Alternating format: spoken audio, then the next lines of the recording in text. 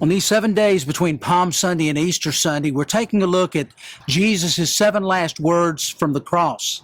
Those are the 7 last recorded phrases that Jesus spoke before he died. Yesterday, on Thursday of Holy Week, we looked at the word of physical deprivation. I began the message with Jesus' expression, "I am thirsty," and talked about the fact that Jesus experienced in his physical body every brutality that could possibly be experienced, that he felt it all. Even though he was God in human flesh, he felt it all just as all of us would have. The physical pain, the emotional torment, every single bit of it. And of course, Jesus died for us on Good Friday today. We look at the next word, the 6th word that Jesus spoke from the cross.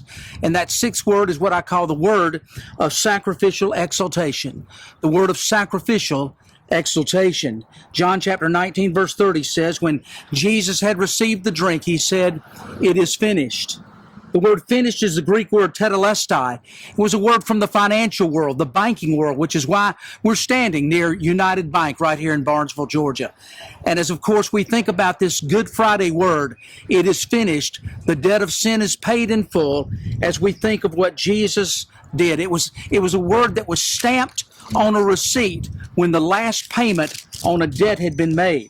Jesus was saying that the debt of sin has been paid in full through his death on the cross. It was a word of sacrificial exultation.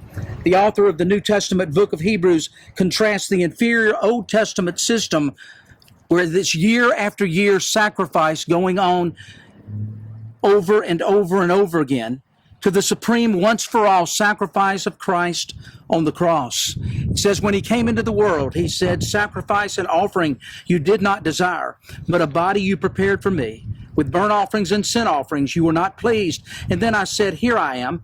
It is written about me in the scroll, I have come to do thy will, O God." First he said, "Sacrifices and offerings and burnt offerings and sin offerings you did not desire, nor were you pleased with them, although the law required them to be made." And then he said, "Here I am. I have come to do your will." He sets aside the first in order to establish the second.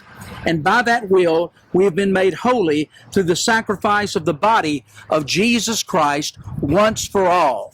Those once for all phrases in the book of Hebrews are really fascinating. It means that Jesus Christ did something that never needs to be done again. For almost 2,000 years, the priest of the Old Testament had sprinkled rivers of blood upon the altar of sacrifice in Jerusalem. The reason is because Leviticus chapter 17, verse 11 demanded that without the shedding of blood, there can be no remission of sin. But Christ's sacrifice of himself on the cross is a once-for-all nature. It is through the blood of Christ and Christ's blood alone that we possess God's forgiveness. John R.W. Stott, who was the rector of All Souls Church in London, but also known as the Billy Graham of England, wrote that not long before she died in 1988, in a moment of surprising candor on television, Margarita Lasky, one of England's secular humanists and novelists, said, "What I envy most about you Christians is your forgiveness. I have no one to forgive me."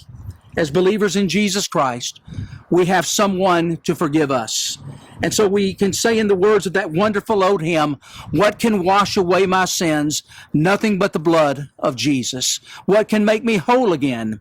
Nothing but the blood of Jesus. So precious is the flow that makes me white as snow. No other fount I know.